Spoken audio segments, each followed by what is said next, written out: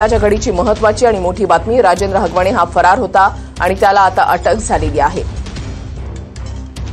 6 दिवसानंतर राजेंद्र हगवणेला अटक करण्यात आलेली आहे।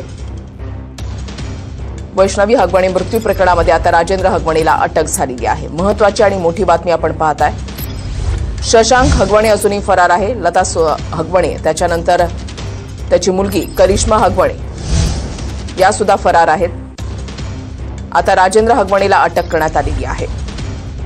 मुख्यमंत्र्यांनी याची दखल घेतलेली आहे। या प्रकरणाची बाळाला वैष्णवी हगवणेंकडे सुपूर्द वैष्णवी हगवणे यांच्या आई वडिलांकडे सुपूर्द करण्यात आलेला आहे।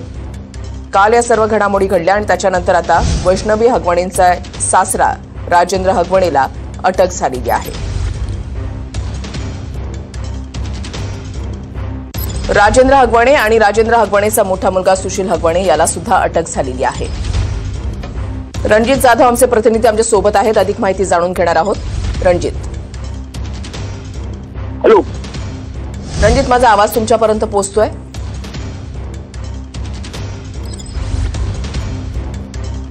वैष्णवी हगवणेंचा सासरा राजेंद्र हगवणे आणि दीर सुशील हगवणे यांना अटक करण्यात आलेली आहे। महत्त्वाची आणि मोठी बातमी आपण पाहताय। फरार झालेले होते। ही संपूर्ण घटना घडल्यानंतर 16 तारखेला वैष्णवी हगवणे हिचा मृत्यू झाला आणि याच्यानंतर हे सर्वजण घरातले सासरची मंडळी हे फरार झालेली होती। त्यांचा शोध सुरू होता। पथकं जी आहे 3 पथकं तैनात करण्यात आलेली आहेत अशी माहिती पालकमंत्री अजित पवार यांच्याकडून देण्यात आलेली होती।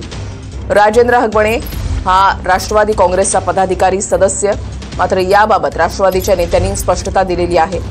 त्याच्यानंतर राजेंद्र हगवणे याला सर्व पदांवरून निलंबित करण्यात आलं। ही कारवाई काल झालेली होती।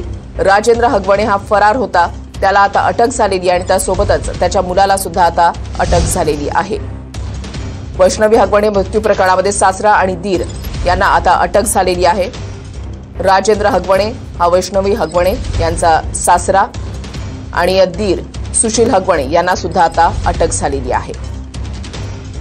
या संपूर्ण प्रकरणानंतर वैष्णवी हगवणे यांच्या मृत्यूनंतर संपूर्ण महाराष्ट्रामध्ये संताप व्यक्त केला जात होता।